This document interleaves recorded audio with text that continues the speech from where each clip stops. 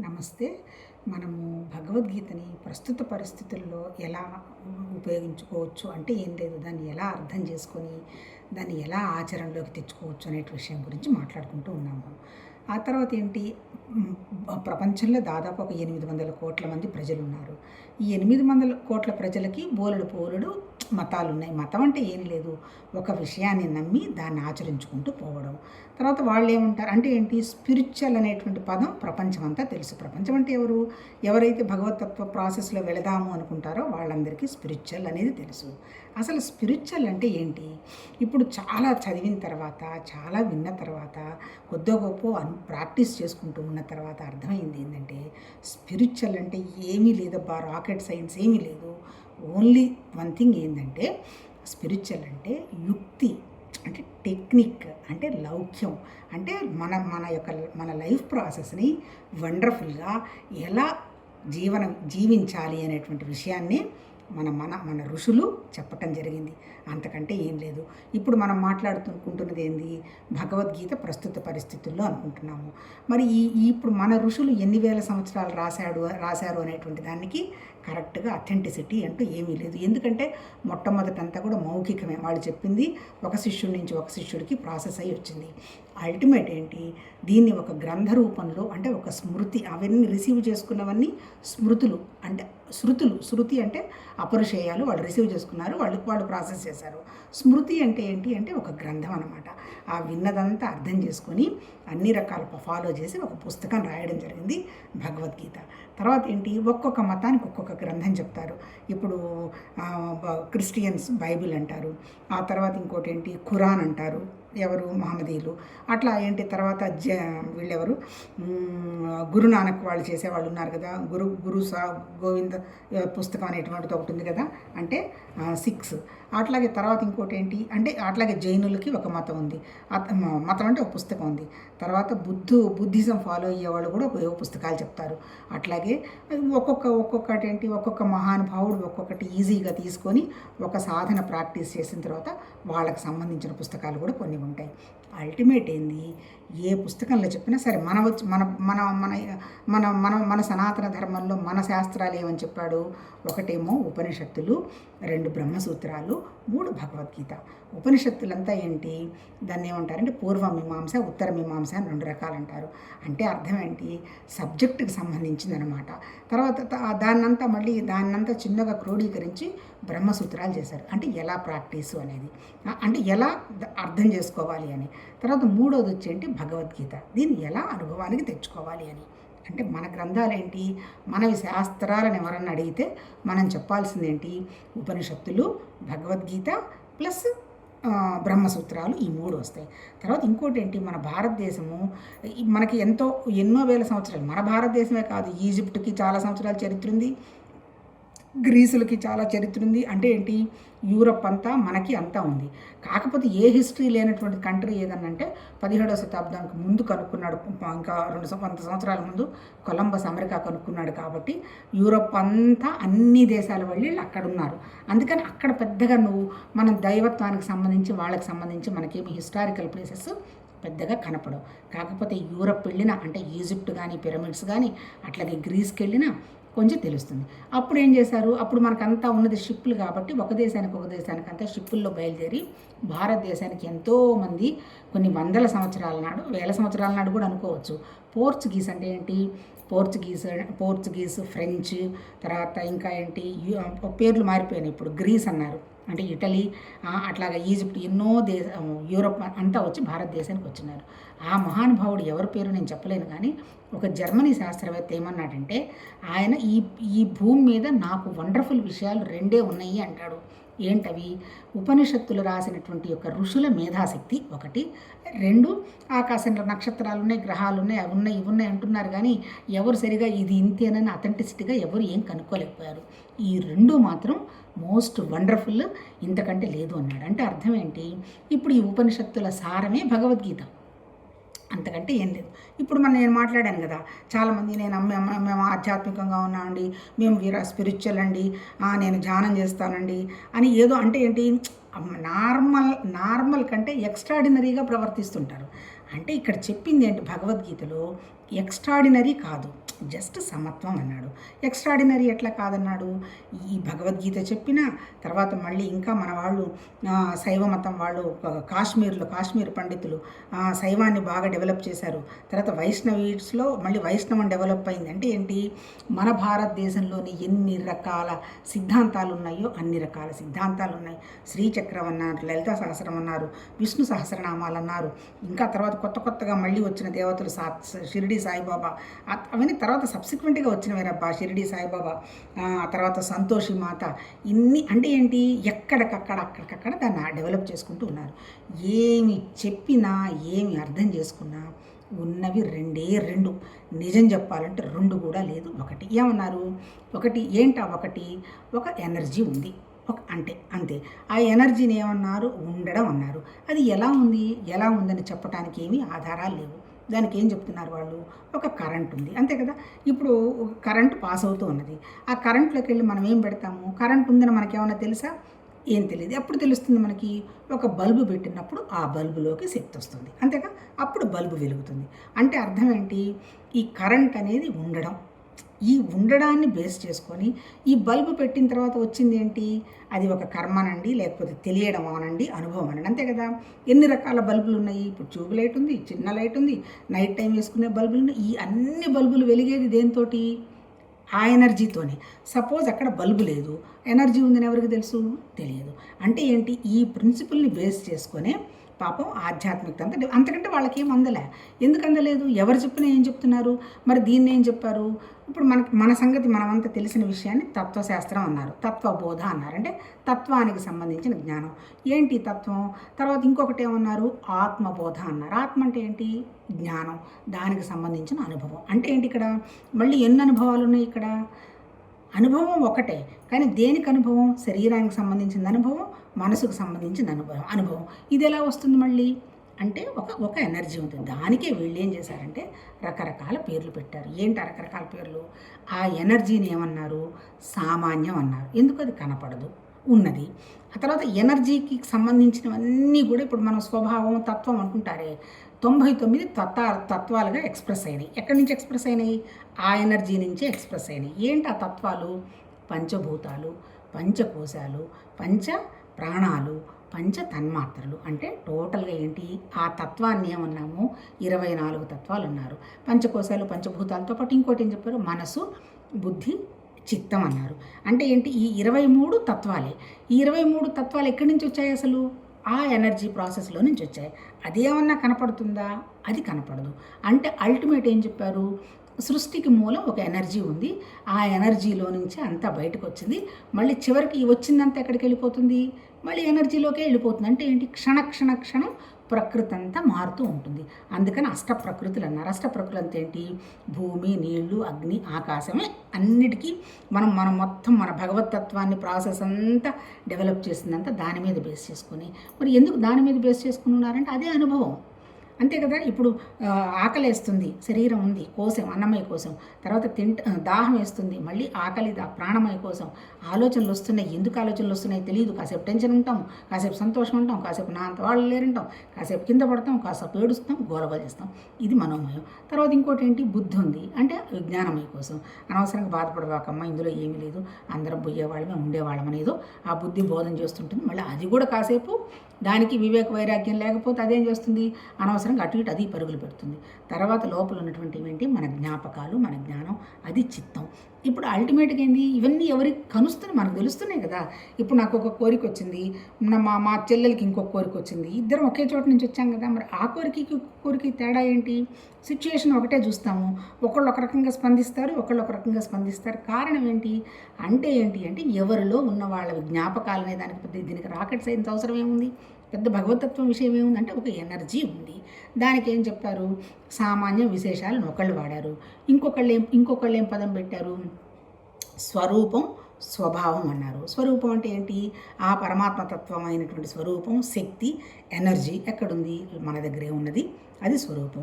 స్వభావం ఏంటి? మనం తయారు చేసుకున్నటువంటి శరీరం, ఇదొకటి. ఇంకోటి ఏమన్నారు మళ్ళీ? సత్ అన్నారు. సత్ అంటే ఉండడం. మరి చిత్ అన్నారు, తెలుస్తుంది అన్నారు. ఎవరికి తెలుస్తుంది? మనకి తెలుస్తుంది. అంటే అల్టిమేట్ చెప్పింది ఏంటి అంటే ఏంటి? ఇంకా చెప్పాలంటే ఇన్ని లేవు, ఉన్నదంతా ఒకటే ఒకటి.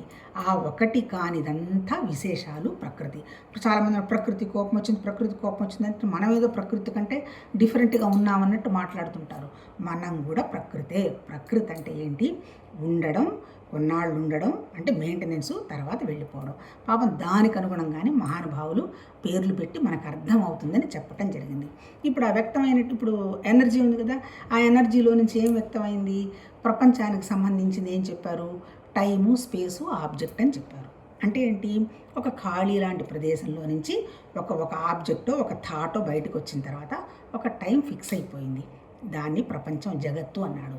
ఆ వచ్చినటువంటి దాన్ని చూసాం అంటే అది మళ్ళీ ఆ సంబంధించిన విషయం ఎక్కడుంది? మన దగ్గర ఉందన్నాడు. అంటే ఏంటి? మనం ఏమంటాము? కర్మ, క్రియ, అనుభవం. అంటే నామరూప జగత్, నామాలు రూపాలు అన్నమాట. అంటే జగత్ వచ్చేసేమో నామం. మనం కూడా అంతే, నామం, రూపం. నామం అంటే ఏంటి? ఆలోచన. రూపం అంటే ఏంటి? మనం తయారు చేసుకున్నటువంటి ప్రాణంగానే ఉంది. వ్యక్తం అయ్యేది ఎట్లా? క్రియలాగా వ్యక్తం. నామరూప క్రియలు మన జీవితం. అట్లాగే ప్రపంచం వచ్చేసి టైము, స్పేసు, ఆబ్జెక్టు వాళ్ళకి కనపడింది. తర్వాత మూడో పదం ఏం వాడారు? ఈశ్వరుడు అని వాడాడు. ఈశ్వరుడు అని వాడారు. ఈశ్వరుడు కూడా ఏంటి? ఇప్పుడు మనం చెప్పే ఎనర్జీ, శక్తిలో పేరే లేదుగా. మరి ఈశ్వరుడు ఎక్కడికి వచ్చున్నాడు అంటే? ఈశ్వరుడు అంటే, శివం అంటే ఏంటంటే వ్యాపించు ఉండడం అనే దాని గురించి చెప్తున్నారు. మళ్ళీ ఈ మూడు ఎక్కడున్నాయన్నారు? మనలోనే ఉన్నాయన్నారు. అంటే ఏంటి? మనం ప్రపంచంలో ఉన్నాక మనకు ప్రపంచంలో కనపడుతోంది కదా అంతా నామరూపాలు. నా శరీరం కనపడుతోంది కదా, లోపల నేను అనేటువంటి ఒక భావం నాకు తెలుస్తోందిగా. ఆ నేనే, దానికి ఏం పదాలు వాడారంటే ఆ నేనుకే ఆత్మ అంటే జీవాత్మ అంటే శరీరం, ఆత్మ, పరమాత్మ, తర్వాత ప్రత్యేగాత్మ, ఇన్ని పదాలన్నీ వాడారు. అల్టిమేట్గా ఆత్మ అంటే జ్ఞానం. ఇక్కడ ఏమున్నాయి? ఇప్పుడు చెప్పిన దాన్ని బట్టి మనము అక్కడ శక్తి ఉన్నది. ఆ శక్తి తెలుసుకునేటువంటి విషయం ఎవరికి ఉంది? జ్ఞానం అన్నాడు. ఆ శక్తి నిరాకారమే. ఈ తెలుసుకునేది కూడా ఏంటి? నిరాకారమే. ఆ శక్తిని ఎగ్జిస్టెన్స్ అన్నాడు. ఈ తెలుసుకునేదాన్ని చైతన్యం, కాన్షియస్నెస్ ఏమన్నారు. మళ్ళీ ఈ రెండు సపరేటా? రెండు ఒకటే, అంతే కదా. శక్తి ఉన్నదనేది ఎవరికి తెలిసింది? నాకు తెలిసిన దానికి తెలిసింది. సపోజ్ నాకు తెలియలేదు, శక్తి ఉందో లేదో నాకేం తెలుసు? కాకపోతే ఏం చెప్తాడు అంటే శక్తి అయితే ఉండడం ఉన్నది, నీ తెలియడం తెలియకపోవడం నీ అవతల పడేసే, అది ఉండడం అయితే ఉన్నది. నువ్వు ఏం తెలుసుకుంటే అది నీకు ఉన్నది అంటాడు. అంటే ఏంటి ఆధ్యాత్మిక సాధన అంటే? జస్ట్ నీ మనసు మీద నువ్వు పని చేసుకోవటం మాత్రమే. నీ మనసు ఏ టెన్షన్స్ లేకుండా హ్యాపీగా ఉన్నావు, ఇంక ఏం పెద్దగా అవసరం లేదు. కానీ మనిషికి మనసున్న తర్వాత ఆలోచనలు ఉంటాయి. అందుకని ఈ ఆలోచనలు తేడా ఉన్నాయి కాబట్టి ఆ మహానుభావులు ఏదో పూర్వజన్మ అంటే నమ్మాలిగా. మనం ఋషులు చెప్పింది మనకు తెలియదు, అది ఉంది కాబట్టి వాళ్ళకి ఆలోచనలు వస్తున్నాయి, దాని ప్రకారం వాళ్ళు జరుపుకుంటూ పోతున్నారు. చివరికి ఏం చెప్తున్నారు? ఆధ్యాత్మిక సాధన అంటే ఏంటి? ఇప్పుడు మనం ఏం చెప్పాము? టైము, స్పేసు, ఆబ్జెక్ట్ అన్నాం కదా. స్పేస్ అంటే ఏంటి? సత్వగుణం అంటే ఖాళీ. తర్వాత కాలం ఏంటి? టైం ఏంటి? రజోగుణం, అది కాలం. మూడోది ఏంటి? తమో గుణం, ఆబ్జెక్టు. అంటే ఏంటి? మళ్ళీ ఈ టైము, స్పేసు, ఆబ్జెక్టు, సత్వతమో రజోగుణాలు ఇవన్నీ కూడా ఏంటి? అన్నీ ప్రకృతే. అంటే పరమాత్మ తత్వం అంటే ఏంటి? ఈ శరీరాన్ని, ఈ మనసుని, ఈ విషయాలన్నీ దాటిపోయి ఆకాశతత్వం అయినటువంటి ఖాళీ లాంటి శక్తిలాగా మనం ఉండేట్టుగా మనం తయారు కావడమే. మరి తయారు కావడం అంటే ఎట్లానబ్బా? శరీరం ఉంది, మరి ఆలోచనలు ఉన్నాయి, కోరికలు ఉన్నాయి, ఇవన్నీ ఎలా పోతాయి అంటే ఆ విషయాన్ని చెప్పిందే మన భగవద్గీత. ఏం చెప్పారు? అన్నీ ఉంటాయి, ఉండని. కాకపోతే ఏంటి? నీ మనసుని సమత్వ స్థితిలో పెట్టుకో అంటాడు. ఇప్పుడు నువ్వు తత్వస్థితిలో నువ్వు పెట్టుకోవడానికి ఉండడానికి నేను ఆపుతున్నది ఏంటి? ఆ శక్తి అంతా అనేటువంటి విషయాన్ని నువ్వు మర్చిపోయినావు. ఎంత దూరం మర్చిపోయినావు? నా శరీరం కోరికలు తీర్చుకోవటము, నేను సంపాదించుకోవటము, నేను ఎలా ఉండడము, నా నా నా అనేటువంటి భావనలో పడ్డావు. ఈ నా ఎంత దూరం వెళ్ళిపోయింది? నేను బాగుండాలంటే అవతల వాళ్ళు ఎంతమంది చచ్చిపోయినా నాకు బాధ లేదు అనేటువంటి స్థితికి మనం వెళ్ళిపోయినాం. కానీ ఆ విషయం నువ్వు ఏం పర్లేదు, అది నేను చేస్తున్నది కరెక్టేను, చాలా హ్యాపీగా ఉన్నాను. ఇప్పుడు అంతే కదా, యుద్ధంలో బోలెడు మందిని చంపుతారు. వాళ్ళు ఏమైనా నేను పాపం చేశాను, పుణ్యం చేశానని ఏమైనా ఫీల్ అవుతాడా? అలా ఫీల్ కాకుండా ఉండేటువంటి పరిస్థితి కనుక ఉంటే ఓకే, టెన్షన్ లేదు. కాకపోతే ప్రతి చిన్న విషయానికి మనం రియాక్ట్ అవుతాము అంటే అర్థం ఏంటి? మనం బాధపడుతున్నాము, ఆలోచన చేస్తున్నామని అర్థం. ఇప్పుడు ఇక్కడ మన భగవద్గీతలో చెప్పింది ఏంటి? నువ్వు 3 గుణాలు దాటిపో. టైము, స్పేసు, ఆబ్జెక్ట్ కూడా దాటిపోవడం అంటే అవన్నీ లేవు, అవన్నీ ఉన్నదంతా పరమాత్మతత్వమే కదా. అందుకని ఏం చెప్తున్నాడు? నువ్వు ఎట్లా మరి నీ ఇప్పుడు చెప్పిన భగవద్గీత అంతా ఏంటి? నీ సమస్య అంతా కారణం ఏంది? నేను అనేటువంటి ఐడెంటిటీ, అంతకంటే ఏం లేదు. ఆ నేను అనేది ఐడెంటిటీకి నువ్వు శరీరం కాదు. ఆ నేను అనేది జ్ఞానం. ఆ జ్ఞానం ఎక్కడుంది? ఆ పరమాత్మ తత్వ శక్తి వల్లనే ఆ జ్ఞానం కూడా ఎక్స్ప్రెస్ అయింది. అంటే ఏంటి? శక్తి జ్ఞానం రెండు నువ్వే. కాకపోతే ఏంది? ఈ శరీరాన్ని తగిలించుకున్నావు. ఎందుకు తగిలించుకున్నావు అని చెప్తాడు. పరమాత్మ సృష్టికి అసలు ఎందుకు ఆ కారణం గుమ్మను కూర్చొని ఉండొచ్చు కదా. ఎందుకు ఈ ఎనర్జీ పంచభూతాలుగా, పంచకోశాలుగా, తర్వాత పంచప్రాణాలుగా ఇవన్నీ ఎందుకు? మళ్ళీ పంచతన్మాత్రలు 23 తత్వాలు వ్యక్తం చేయాల్సిన అవసరం ఏమొచ్చి పడింది నీకు అని అడిగామనుకోండి. ఇక్కడ ఏం చెప్తాడంటే ఆధ్యాత్మికంలో నువ్వు ప్రశ్నలు వేయవాకు, నువ్వు కనుక్కో, తెలుసుకోవడానికి ప్రయత్నం చేయి. ప్రశ్నలు వేస్తే నీకు ప్రశ్నలకు ఏమొస్తాయి? రిప్లై చేస్తారు.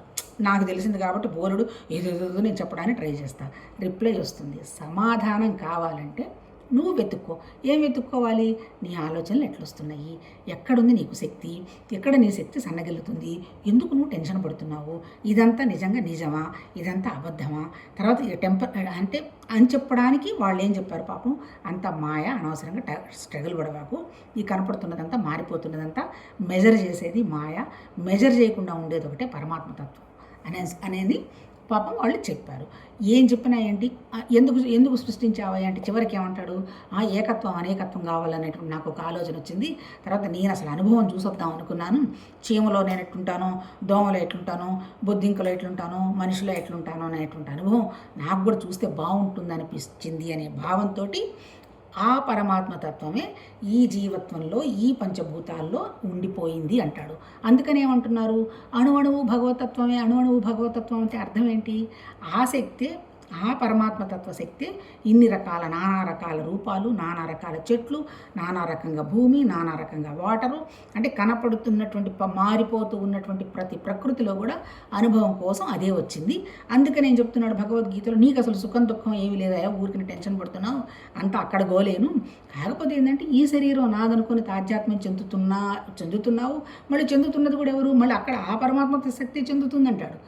అంటే అల్టిమేట్ ఏంది? ఉన్నది అదొక్కటే, ఇంకా నువ్వు కూడా లేవు అనే విషయం కనుక నువ్వు గ్రహించావు అంటే నీకు నిమిషంలో అన్నీ పోతాయి అనేటువంటి విషయం చెబుతూ ఐడెంటిటీ ఎలా పోగొట్టుకోవాలి అనేటువంటి విషయాన్ని భగవద్గీతలో చెప్పాడు. ఐడెంటిటీ ఎప్పుడైతే పోతుందో అదే మోక్షం, ముక్తి అనే రియలైజేషను, సాక్షాత్కారం అనే విషయం చెప్పడం జరిగింది. అల్టిమేట్ లాస్ట్ ఏం చెప్పాడు? మోక్ష సన్యాస యోగం అన్నాడు. అంటే మనం ఇంకా అంత దూరం చదవడానికి రాలేదు, కానీ అంటే మోక్షం అనేటువంటిది అది కూడా సమత్వ స్థితికి తీసుకోవటం అయ్యి ఉండొచ్చు. సన్యాసం అంటే ఏంటి? వదిలేయడం. మనం కర్మ సన్యాస యోగం చదివాము. సన్యాసం అంటే మానసికంగా దాని మీద అతుక్కోకుండా ఉండడం. ఇప్పుడు వీళ్ళందరూ ఎందుకు సన్యాసం తీసుకుంటున్నారంటే ఇక్కడ దీన్ని హ్యాండిల్ చేయలేక. కానీ మనం ఇక్కడ హ్యాండిల్ చేయగలిగిన స్థితి కనుక ఉంటే అప్పుడు మనం హిమాలయాలకి వెళ్ళక్కర్లా, కుంభమేళాలకి వెళ్ళక్కర్లా, ఇంకెవరి దగ్గరికి వెళ్ళక్కర్లా, ఎక్కడికి వెళ్ళాలి. అలా హ్యాండిల్ చేసుకోవాలంటే ఏం చేయాలి? దాన్నే యుక్తి అన్నాడు, దాన్నే టెక్నిక్ అన్నాడు. ఎలా ఆ టెక్నిక్ తోటి, యుక్తితోటి బతకటం ఎలా అనేటువంటి విషయాన్ని మనకి ఈ భగవద్గీత చెప్పింది. అలా యుక్తిగా, టెక్నిక్గా, లౌక్యంగా, హ్యాపీగా బతకకుండా మన ఆపుతున్నది ఏంటి? మన ఐడెంటిటీ. ఈ ఐడెంటిటీ ఎలా పోగొట్టుకోవాలి అనే దాని గురించే ఫస్ట్ ఏం చెప్పాడు? నీకేం కనపడుతున్నది? శరీరం ఉంది, నీకు ప్రాణశక్తి ఉంది, ప్రాణం ఉంది, అంతే కదా. దీంతోపాటు ఇంకోటి ఏముంది? నీకు లోపల కాన్షియస్నెస్ అంటే ఎనర్జీ ఉంది, అంతే కదా. ఇప్పుడు ఏంటి? ఈ శరీరం అనేది బల్బు, అంతే. ఇప్పుడు ఆ ఎనర్జీలో ఈ బల్బు అంటే మళ్ళీ శరీరం అంటే ఏంటి? మళ్ళీ మనసు. ఈ మనసు తీసుకెళ్తే దేనిలో పెడితే అది వెలుగుతుంది, అంతే, అంతకంటే ఇంకెళ్ళు. ఈ వెలిగించేటప్పుడు ఏంటి? ఏది వెలుగుతుంటే ఆ వెలుగులోనే ఉండు, మిగిలిన విషయాల గురించి ఎక్కువ ఆలోచించుకోకుండా ఉండడం అనేది విషయం చెప్పిందే వర్తమాన కాలంలో ఉండడం అనేటువంటి కాన్సెప్టు భగవతత్వంలో చెప్పటం జరిగింది. భూతకాలం ఎవరం మార్చలేమో తెలియదు, శరీరానికే జరిగింది. భవిష్యత్తు ఎవ్వడికి తెలియదు. మాయ మన కరోనా మన ముందు చూపించిపోయినారు. అంటే ప్రకృతికి సంబంధించిన విషయం ఇలా అవుతుంది, అలా అవుతుంది, ఇలా ఉంటుంది, ఎజంప్షన్స్, ప్రిజంప్షన్స్, ఇమాజినేషన్స్ తప్ప ఇదిగో ఇలా జరుగుతుంది, రండి కూర్చుందాము, మాట్లాడదాము అని చెప్పిన వాళ్ళు ఈ 800 కోట్ల మందిలో ఒక్కళ్ళు కూడా లేరు. అంతే ఏంటి? ఎందుకు లేరు? అంత ప్రకృతికి ఏం తెలుసు ఎప్పుడు మారుతుందో? మారకుండా ఉన్నటువంటి ఒక్క విషయం అనేటువంటి విషయం మన ఋషులు కొన్ని వేల సంవత్సరాల నాడే అవగాహన తెచ్చుకున్నారు. మనం కూడా మారని స్థితిలో ఉంటూ మారుతున్న ప్రకృతితోటి సరదాగా ప్రస్తుతంలో ఎంజాయ్ చేస్తూ మనకిచ్చిన పనిని మనం చేసుకుంటూ పోవడాన్ని, ఫలితం ఆశించకుండా ఉండేదాన్ని కర్మయోగం అన్నాడు. ఏంటి దానివల్ల నీకు వచ్చే ఫలితం? ఈ కర్మయోగం వల్ల నీకేమవుతుంది? నిష్కామ కర్మ చేస్తూ ఉంటే నీ మనసు నిశ్చలం చేసుకుంటా ఉన్నాడు. అల్టిమేట్ ఆధ్యాత్మిక సాధన అంతా ఏంటి? పరమాత్మ తత్వం ఎందుకు వచ్చిందో, ఎక్కడొచ్చిందో, ఈ తత్వాలు ఎందుకు వచ్చిందో ఎవరు ఏం చెప్పకపోయినా మన శరీరానికి సంబంధించినటువంటి మన దగ్గర మాత్రం అల్టిమేట్ వండర్ఫుల్ పరికరం అయితే మాత్రం మనసు ఉంది. ఏ అనుభవం అయినా మనసుకే, శరీరానికి ఏం సంబంధం లేదు. శరీరం జస్ట్ జడము. 30 సంవత్సరాల నాడు జరిగినటువంటి ఇన్సిడెంట్ ఏదైనా గుర్తొస్తే తిక్క కోపం వస్తుంది. ఎక్కడొస్తుంది? శరీరానికి వస్తుందా? రావడం లేదు, మనసుకే వస్తుంది. విపరీతమైన ఆకలి వేస్తుంది. ఆకలి ఎక్కడేస్తుంది? శరీరానికి వేస్తుందా? ఏదైనా ఒక టెన్షన్ విషయం విన్నామనుకో, ఈ ఆకలి ఎగిరిపోతుంది. అంటే అర్థం ఎక్కడ? ఈ ఆకలి వేస్తున్నది కూడా లోపలే, ఎదురుగా కనపడుతున్నది శరీరం. ఇది తగిలించుకున్నటువంటి విషయాలు అనేటువంటి అవగాహనే ఆధ్యాత్మికంగా సాధన. అంటే ఏంటి? ప్రకృతి అనేది జస్ట్ పోతుంది. ఏ సమస్య పర్మనెంట్ కాదు, వస్తాయి వెళ్ళిపోతాయి. కాకపోతే పర్మనెంట్గా ఉన్నది ఏంటి? ఆ భగవతత్వం, అది మనతోనే ఉన్నది అనేటువంటిదే ఆధ్యాత్మిక సాధన, అంతకంటే ఇంకేం లేదు. తర్వాత ఇప్పుడు కర్మయోగంలో నిష్కామ కర్మ చేయమన్నాడు. తర్వాత ఇంకోటి ఏంటి? యోగం చెప్పాడు. యోగం అంటే ఏంటి? మన మనసు మీద పని. ఇప్పుడు మనం చేస్తున్న ధ్యానమైన తర్వాత యోగం అంటే చాలామంది అనుకుంటారు ఊరికి శరీరానికి ఎక్సర్సైజులు అనుకుంటారు. శరీరం ఎక్సర్సైజ్ కాదు. యమ నియమ ప్రాణాయామ ప్రత్యాహార ధారణ ధ్యాన సమాధి చెప్పినది పతంజలి రాశాడు. అది 6000 సంవత్సరాల నాడు ఆయన ఒక సిద్ధాంతాన్ని తీసుకొని ఆయన ఎక్స్పాండ్ చేశారు. తర్వాత కపిలుడు ఒక సిద్ధాంతం చెప్పాడు, బుద్ధుడు ఒకటి చెప్పాడు. ఇవన్నీ కూడా వాళ్ళ ప్రాసెస్లే. కాకపోతే ఏంది? అందరూ చేసుకున్నటువంటి బేసిక్ ప్రిన్సిపల్ మాత్రం ఎవ్వరూ మార్చి చెప్పలే. ఏ ఉపనిషత్తులో మార్చి చెప్పలే. ఉన్నది ఒకటే శక్తి, ఆ శక్తి మేనిఫెస్ట్ అయిందని చెప్పున్నారు. అంతకంటే ఏం లేదు. ఎన్నో ఉపనిషత్తులు, 1108 ఉపనిషత్తులు అంటే మనకు 108 ట్రేస్ అయినాయట. ఆ 108లో కూడా శంకరాచార్య గారు 10 ఉపనిషత్తులకి భాష్యం రాశారు. అది వండర్ఫుల్. ఇందులో ఇంకొక ఉపనిషత్తు కూడా ఉంది. ఏంటి? భావోపనిషత్తు. అన్నీ మన భావాలే. పరమాత్మతో సృష్టి వ్యక్తమైంది భావంతో, మన సృష్టి వ్యక్తమైంది భావంతో. ఇప్పుడు మనం చేయాలంటే ఈ భావాలను తగ్గించుకుంటూ పోవాలి. ఈ తగ్గించుకుంటూ పోవడంలో ఏంటి? Main balance. ఇంద్రియాలు ఉన్నాయి, కళ్ళు చూస్తాయి, ముక్కు వాసన చూస్తుంది, చెవులు వింటాయి, నోరు తింటుంది, మాట్లాడుతుంది. ఈ పనులన్నీ జరుగుతూనే ఉంటాయి. ఇవన్నీ మళ్ళీ వీటిని నడిపించే చేతులు ఉన్నాయి, కాళ్ళు ఉన్నాయి. లోపల నుంచి ఒక ఐడియా వస్తే ఫ్యాన్ వేయి అని వస్తుంది. లేచేస్తావు, కదులుతావు, ఫ్యాన్ వేస్తావు. నీకు ఆ సజెషన్ ఎక్కడి నుంచి వచ్చింది? నీ లోపల నుంచి వచ్చింది. లోపల ఎవరు ఇచ్చారు నీకు? నీ మనసు ఇచ్చింది. మనసు శరీరం వరకే గనక పట్టుకొని ఉంటే అది మనస్సు. శరీరాన్ని దాటి గనక నీ జ్ఞానం ఉంటే అది కాన్షియస్నెస్. అదే ఆత్మ, అదే నేను, అదే జ్ఞానం. అది ఉన్నది కూడా మనతోనే ఉంది. అంతే, అంతకంటే ఇంకేం లేదు. అదే శక్తి. శక్తి ఎక్కడుంది? ఆ శక్తి ఉన్నంతసేపు ఉంటాము, శక్తి అయిపోతుంది. ఎన్నాళ్ళు ఉంటుంది శక్తి? మన మనసు ఈ శరీరాన్ని ఏ పని కోసం పట్టుకొని ఉందో అంతవరకు ఉంటుందేమో. అది కూడా పాపం ఆ మహానుభావులు ఊహించిందే. అంతే కదా. నిజంగా కూడా ఊహించేటువంటిది మన ఎదురుగా కూడా చూస్తున్నాం కదా. ఎప్పుడు ఎన్నాళ్ళు ఎంతమంది ఎందుకుంటారో తెలియదు, ఎప్పుడు వెళ్ళిపోతూ ఉంటారు. అసలు చాలా రోజులు ఇబ్బంది పడుతూ ఉంటారు, అయినా వాళ్ళు ఉంటారు. ఏమీ లేకుండా చిన్న ప్రాబ్లం ఏదో వస్తుంది, వాళ్ళు వెళ్ళిపోతారు. అంటే దీన్నన్ని బేస్ చేసుకొని ఆ మహానుభావులు స్వచ్ఛమైన మనసుతో ఉండి నువ్వు గాంధేదో ఉందయ్యా, దాని మీద మనసు పెట్టుకుంటూ నీకు సంబంధించి నువ్వు చేసుకుంటూ పో అంటారు. తర్వాత మా గురువు గారిది ఒక బుక్ ఉంది. ఆ సెంటెన్స్ కూడా నాకు వండర్ఫుల్గా ఇష్టం. ఎప్పుడు అది రాసి కూడా దాదాపు ఒక 150 సంవత్సరాలు అయి ఉంటుంది. ఆయన ఏం చెప్తారు? మరి ఇంత తెలిసిన తర్వాత నాకు ఈ స్ట్రగుల్ అంతా ఎందుకండి? హాయిగా నేను ఏ ధ్యానమో లేదా ఏదో కూర్చుంటే ఏం పట్టించుకోకుండా ఉండొచ్చు కదా అంటాడు. ఈ స్ట్రగుల్ కూడా ప్రకృతి అంటాడు. అంటే ఏంటి? ఈ భగవతత్వంలో ఇది మంచిది, ఇది చెడ్డది అని ఏం లేదు. ఒక నియతి ప్రకారం సృష్టి జరిగిపోతూ ఉంది. అన్నిటికీ అందులో మనం భాగమే.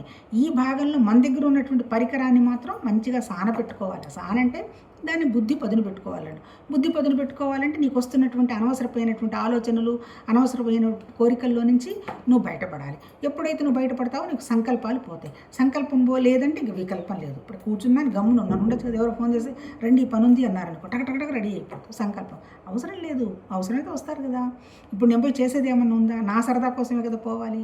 అక్కడ పోయి నేను చేసేది ఏంటి? పార్టీ, తింటాము, రావడం. అలా కాకుండా నాతో ఇంకంతకంటే ఏం పని లేదు కదా. అలాంటప్పుడు అవసరమా అనుకున్నాం అనుకో, సంకల్పం లేదు. అంటే ఏంటి, మొత్తం మనం చేయాల్సిన ఆధ్యాత్మిక సాధన అంతా ఏంది, సంకల్పాల బరువు తగ్గించుకుంటూ రావాలి. అప్పుడే మనసు తేలిగ్గా ఉంటుంది. ఈ బరువు తగ్గించుకోవాలంటే కర్మయోగంలో కర్తృత్వ భావన పోవాలి, నేను అని పోవాలి. ఆ తర్వాత మనసు మీద పనిచేసుకుంటాం. మనసు మీద పనిచేసుకోవటం అంటే ఏమీ లేదు, ఇంద్రియాలను మనం రెగ్యులేట్ చేసుకోవటం. ఇంద్రియాలను చేసుకోవాలి ఏంటంటే లోపల వస్తున్నటువంటి ఇంద్రియం చూస్తుంది, చూడండి దానికి లక్షణం ఏమైంది నీకు, కాకపోతే ఇదే చూస్తాను అనింది అనుకో మనసు పనిచేస్తుంది అని అర్థం. నోరు మూసుకో, అది కాదు నువ్వు చూడాల్సిన జాలి ఈ పూటకి ఇక్కడ ఉండు అని దాన్ని మంచిగా చెప్తూ ప్రాసెస్ చేసుకుంటూ పోవాలి. దానివల్ల ఏమవుతాడు, యోగారూఢుడై నిశ్చలంగా ఉండి సమత్వ స్థితిలో ఉంటాడు అని మనం మాట్లాడుకున్నాం. ఇప్పుడు ఈ అల్టిమేట్ సాధన అంతా ఏంది, మన శరీరం ఉంది, దీన్ని మనం డినై చేయలేం. శరీరానికి ఆకలి ఉంది, దీన్నే డినై చేయలేం. కాకపోతే ఏంటి, నాకు అది కావాలి ఇది కావాలి అనేటువంటి ఘర్షణతోటి ఎందుకు ఇలా జరిగింది అనేటువంటి క్వశ్చనింగ్ వెళ్ళిపోవాల్సిందే. ఇందాక చెప్పిన కదా, నన్ను క్వశ్చన్ వేస్తాం ఏమొస్తుంది, రిప్లై ఇస్తారు. జవాబు ఎక్కడి నుంచి రావాలి, నువ్వు వెతుక్కోవాలి. అంటే ఏంటి, ఆధ్యాత్మిక సాధన అంటే ఎక్కడికో పోతే నెత్తి మీద చేయబెడితే ఏదో జరుగుతుంది, ఏవేవో అనుభవాలు వస్తాయి అనేటువంటి విషయంలో నుంచి బయటపడాలి. ఈ అనుభవాలన్నీ చేస్తున్నదంతా మనసు జిమ్మిక్స్ చేస్తుంది. ఒకటి మనం నమ్మాలిగా, ఏదైనా నమ్మాలి అంటే ఏదో చిన్నవన్నీ రాకపోతే మనం ఎందుకు నమ్ముతాము, అంతే. అది వచ్చిన తర్వాత అల్టిమేట్ ఏంది, మనస్సు ఏ సంకల్పం లేకుండా, సంకల్పం వచ్చినప్పుడేమో పరమాత్మతత్వ సంకల్పమైన పని చేసుకుంటూ పోతాం. అనవసరమైన సంకల్పాలు పెట్టకుండా కంఫర్టబుల్గా ఉండడం అనేటువంటి విషయమే ఈ యోగి కూడా చేస్తాడు. ఎప్పుడైతే నీకు మనసునైతే కంట్రోల్ పెట్టుకుంటాడో, ఏది నిన్న మాట్లాడుకున్నాం కదా, సాధనా చతుష్టయంలో నాకు ఇది తప్ప ఇంకోటి కావద్దు అనేటువంటి భావన రావాలి. అది వచ్చిన తర్వాత ఏంటి, షట్ సంపత్తి, శమ, దమాన, ఉపరతి, శ్రద్ధ, తితిక్ష, సమాధాన అనేటువంటి విషయాల్లో మనసును పెట్టించాలి. అంటే అనవసర విషయాలు తీసేయాలి, లోపలికి మనసును పెట్టాలి. ఎందుకు పెడుతున్నాము, ఎందుకు మనసు ప్రశాంతతగా వచ్చింది, సత్యం తెలియాలి. సత్యం అంటే ఎవరు, మళ్ళీ నువ్వే. అంటే నీతో నువ్వు ఉండడం అనేటువంటి విషయం నీ సాధనకి రావాలి.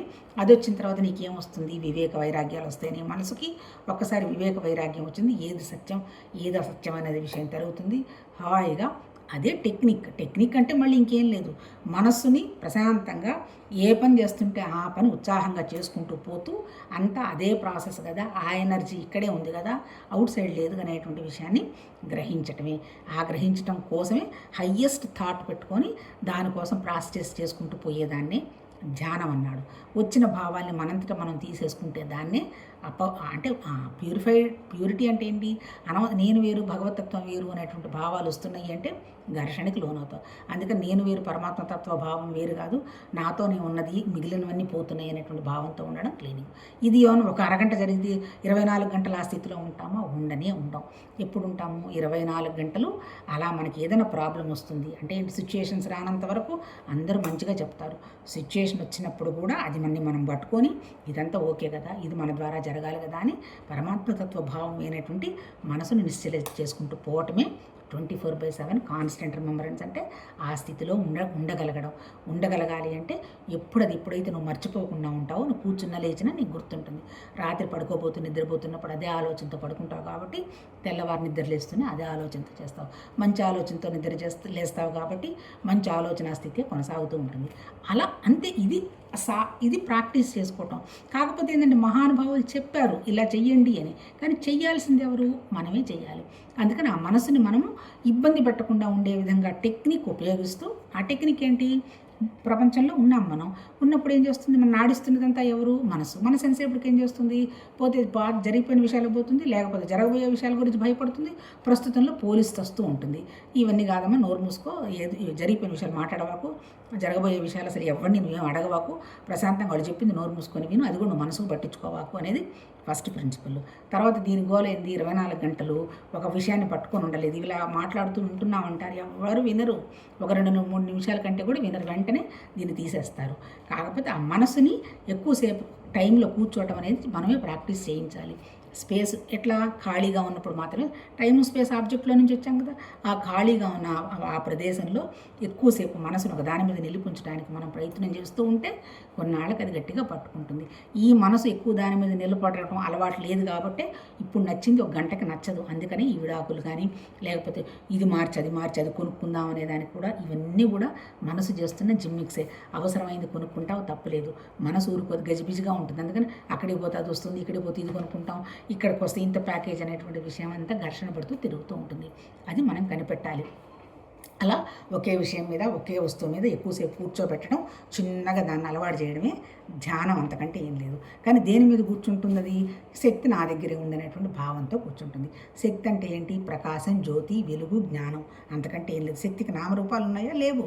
ఆ శక్తి ఉన్నదనేటువంటి విషయం మనం గ్రహణకు తెచ్చుకోవటమే జ్ఞానం, అంతకంటే లేదు. అదే విషయం ఇది ఎలా వస్తుంది నీకు అంటే ప్రాక్టీస్ చేసుకుంటూ పోతూ వస్తుందన్నాడు నిన్న. ఏంటి? సమంగా ప్రాక్టీస్ చేసుకుంటూ పోతే నువ్వు ఆ స్థితికి వెళతావు అని చెప్తున్నాడు. ఒక 2 చదివి తీసేస్తామన్నాడు. క్రమక్రమంగా సాధన చేయొచ్చు, ఉపరతిని పొందవలను. నిన్న చదువుకున్నాం కదా 25లో. అంటే ఇది ఎట్లా సాధించాలి? ఏ రోజుకి ఆ రోజే నాకు అంతా వచ్చిందని కాదు, కన్సిస్టెన్సీ ఉండాలి. మనం ఏం చేసినా సరే ప్రతిరోజు ఆ పని జరుగుతూ ఉండాలి అని మళ్ళీ మెకానికల్గా బోరింగ్గా జరగకూడదు. ఒక 10 నిమిషాలు ధ్యానం కుదరలేదు, లేచి హ్యాపీగా పని చేసుకో, తప్పేం లేదు. ఒక రోజులో ఇది వచ్చి పడేదేం కాదు. కాకపోతే ఏంటంటే మనసుని చిన్నగా నువ్వు ఏది నమ్మావో దాన్ని కన్సిస్టెంట్గా చేయడం మొదలుపెట్టాలి. మనం వెయిట్ లాస్ అవ్వాలనుకున్నాము, థాట్ని దాని మీద 24/7 పెట్టాము, దానికి సంబంధించిన మెటీరియల్ అంతా నీ దగ్గరికి వస్తుంది, దాన్ని నువ్వు ప్రాక్టీస్ చేస్తావు. సర్టన్ పీరియడ్లో నీ చేంజ్ నీకే తెలిసిపోతుంది. అంటే ఏంటి? మనసుని చిన్నగా నువ్వు ఏం చేద్దాం అనుకునేటువంటి విషయం మీదకి పెట్టాలి. అసలు ముందు దాన్ని నువ్వు కనుక్కోవాలిగా. నాకు అది కావాలి అనే విషయం నీకు వస్తే కదా నువ్వు కనుక్కుంటావు. ఇప్పుడు నాకు ఇది నేను ఐఐటి సీట్ రావాలన్నావు, నీకు ఐఐటి సీటు మీద విపరీతమైన వ్యామోహం ఉంటే దాని గురించి ప్రయత్నం చేస్తావు. అమ్మ చెప్పిందో నాన్న చెప్పిందో ఐఐటి అంటే దాని మీద ఏం చేస్తావు? ఏదో వాళ్ళ కోసం చదువుతావు, సీట్ రాదు. అంటే అర్థం ఏంటి? మనం ఏం చేయదలుచుకున్నామో దాని మీద ఫోకస్ పెట్టి కన్సిస్టెంట్గా చేసుకుంటూ పోవాలి అని చెప్పున్నాడు. ఇంకోటి ఏం చెప్తాడు? 26 సహజంగా నిలకడలేని చంచలమైన మనస్సు ప్రాపంచిక విషయాలందు విశృంఖలంగా పరిభ్రమించుచుండును. అట్టి మనసును ఆయా విషయాల నుండి పదే మరల్చి దాని పరమాత్మ అందే స్థిరంగా నిలపగలను. అల్టిమేట్ ఏంది? ఏ మనసు కూడా ఈవెన్ భూమి మీద ఉన్నటువంటి ఎవరినన్నా తీసుకొని రండి, ఏ మనసు నిలబడదు. మనసు నిలబడితే పోయి ఆ హిమాలయాల్లో మంచుల్లో కూర్చోవటం ఎందుకు? ఏమొస్తుంది? అంత ప్రకృతే. ఇప్పుడు అమ్మవార్లు అన్నారు, బలిదానాలు అన్నారు, అన్నీ ప్రకృతి. ఇదంతా ప్రకృతే కదా అని అవగాహన వచ్చినప్పుడు అక్కడికి వెళ్ళాల్సిన అవసరం లేదు. ఎక్కడుంటే అక్కడే భగవతత్వం అనేటువంటి విషయం వస్తుంది. కానీ ఆ మనసుకు నిలకడ లేదు కాబట్టి పాప అది ఆ పని చెయ్యి, ఈ పని చెయ్యి, అక్కడ శివుడు ఉన్నాడు, ఇక్కడ ఈశ్వరుడు ఉన్నాడు, ఇక్కడ విష్ణుమూర్తి ఉన్నారు, ఇక్కడ అమ్మవారు ఉన్నారు, ఇక్కడ గణేశుడు ఉన్నాడు అని పాపం తిప్పుతూ ఉంటుంది. ఎక్కడా ఏమి లేదు, ఉన్నదంతా శక్తి, అది మనతోనే ఉన్నది ఒక్కటేననేటువంటి విషయం అవగాహనకు వచ్చినప్పుడు తిరగడం మానేస్తుంది. ఈ తిరిగేదంతా ఏంటి? శరీరం. తిప్పేదంతా ఎవరు? మన మనసు అనమాట. అందుకని ఎందుకు బయట ప్రపంచం తిరుగుతుంది అంటే అర్థం ఏంటి? నిలకడ లేదు కాబట్టి తిరుగుతుంది. ఆ నిలకడని తీసుకురావాల్సింది మనసే. తర్వాత ప్రశాంతమైన మనసు కలవాడును, పాపరహితుడును, రజోగుణము శాంతమైన వాడును, అనగా ప్రాపంచిక కార్యాలందు ఆసక్తి తొలగిన వాడును, సచ్చిదానంద ఘన పరమాత్మ యందు ఏకీభావమును పొందిన వాడును యోగి బ్రహ్మానందాన్ని పొందును. ఎందుకు అసలు మనం ప్రపంచం చుట్టూ తిరుగుతున్నాము? కోరికల కోసం. నాకు ఇది అవసరం లేదు, ఇంక చాలు అనేటువంటి విరక్తి వచ్చిందనుకో, అప్పుడు ఎలా ఉంటుంది? మనస్సు ప్రశాంతంగా ఉంటుంది. కాకపోతే మళ్ళీ ఇక్కడ ఈ విరక్తిని 2 రకాలుగా తీసుకోవచ్చు. 80 ఏళ్ళు వచ్చాయి, ఇంక తిరగలేకపోయినావు, పని ఇంక నేను తిరగలేనండి నాకు అని అన్నావు, అది డిస్పాషన్ కాదు, అది వైరాగ్యం కాదు. నీ వల్ల అయిపోయింది, తిరగలేకపోతున్నావు, సర్దుకుంటున్నావు. అలా కాకుండా నువ్వు తిరగగలిగిన స్థితిలోనే, తినగలిగిన స్థితిలోనే, చేయగలిగిన స్థితిలోనే అవన్నీ కూడా రిజెక్ట్ చేసి పడేసావు, అది వైరాగ్యం. మళ్ళీ రిజెక్ట్ చేసినట్టు నీకు ఎట్లా తెలుస్తుంది? దాని గురించి మళ్ళీ నీకు ఊహ రాకూడదు. అబ్బా నేను భలే చేసేదాన్నండి ఆ రోజుల్లో, ఇప్పుడు కూడా చేసుంటే నేను బోలెడు సంపాదించేదాన్ని కదా అని అన్నావు అనుకో, అది విరక్తి కాదు. అది ఏంటి? ఏదో తప్పించుకోవటానికో నీ వల్ల కాకనో బయటపడ్డావు. అలా కాకుండా నీకు చేయగలిగిన సామర్థ్యం ఉంది, అన్నీ ఉన్నా నువ్వు వదిలేస్తావు. నీ ముందు బోలెడు పదార్థాలు ఉన్నాయి, ఎంత తిన్నా అరిగే శక్తి నీకుంది, కానీ డిస్పాషన్, ఇది నాకు అవసరం లేదు, ఇది నేను తినకూడదు. అలాంటి స్థితి రావాలి అంటే ఎప్పుడు వస్తుంది నీకు? బయట ప్రపంచం మీద కొంచెం వ్యామోహం తగ్గితే నువ్వు ఆ స్థితికి వస్తావు అంటాడు. అంతే సమస్య. మనకు వచ్చే కోరికలన్నీ ఎక్కడ వస్తున్నాయి? దేవుడు ఏమైనా వస్తున్నాయా? ఎవరికైనా పెద్ద కోరికలు ఏమైనా ఉన్నాయా? అన్నీ చిన్న కోరికలే. ఆ చిన్న కోరికలు పోవాలి అంటే నువ్వు ఈ ప్రపంచంలో తోటి మూవ్ అవ్వడం తగ్గిపోవాలి అంటాడు. తర్వాత పాపరహితుడైన ఆ యోగి పూర్వోక్త రీతిగా నిరంతరము ఆత్మను పరమాత్మ ఎందే లగ్నమనర్చుచు పరబ్రహ్మ పరమాత్మ ప్రాప్తి రూపమైన అపరిమిత ఆనందాన్ని హాయిని పొందును. ఇదంతా మళ్ళీ ఏంటి? జస్ట్ భావమే కదబ్బా. మనం తయారు చేసుకున్నదంతా భావాలేగా. 30 సంవత్సరాల నాడున్న సమస్యలు ఇప్పుడు లేవుగా, రేపు జరగబోయేది నీకు తెలియదు కదా. మరి ఈ భావాన్ని ఏం చేస్తావు? కనీసం ఈ భావాన్ని హయ్యెస్ట్ దాని మీద మనసు పెట్టు. హయ్యెస్ట్ అంటే ఏంటి? వ్యాపించున్నటువంటిది, మనకేంటో తెలియకుండా ఉన్నది, ఎట్లా సృష్టి జరిపించాడో ఏం అర్థం కాకుండా ఉన్నది, అదేంటి? పరమాత్మతత్వ భావన, బ్రాహ్మణ్ భావన, భగవాన్ భావన, యాబ్సల్యూట్ భావన, ఇన్ఫినిట్ భావన, భూమా భావన, అన్నీ అంతే. ఇవే పేర్లన్నీ. పరమాత్మ భావన హయ్యెస్ట్ జ్ఞానం మీద నువ్వు కనుక మనసు పెట్టావు అంటే నిజంగా చేసుకుంటూ పోతున్నప్పుడు ఆ ఆలోచనలో ఉంటామన్నాడు. అంటే ఏంటి? మళ్ళీ ఆ హయ్యెస్ట్ ఆలోచన ఎక్కడుంది? మనతోనేగా ఉంది. అణువణువు ఉన్న భగవతత్వం నాలో ఉంటే, నీలో ఉంటే అంతా ఉండదా? అంటే అణువణువు ఉన్నటువంటి భగవతత్వం ఇక్కడ సెంటర్‌లో కూడా ఉన్నది. ఇక్కడే ఉన్నది. ఇది తప్ప ఇంకొకటి లేదు. నేను కూడా అదే. నేను అందులోనే ఉన్నాను. అది నాలోనే ఉంది. ఆ ఒక్కటి తప్ప ఇంకొకటి లేదు అనేటువంటి భావాన్ని 24 గంటలు ప్రాసెస్ చేసుకుంటూ గనక పోయినాము అంటే ఈ చిన్న చిన్న వాటిలో నుంచి మనము బయటపడతాము అని భగవద్గీతలో చెప్పటం జరిగింది. చూద్దాం రేపు మళ్ళీ నెక్స్ట్ దీన్ని కంటిన్యూ చేస్తాడు. నమస్తే.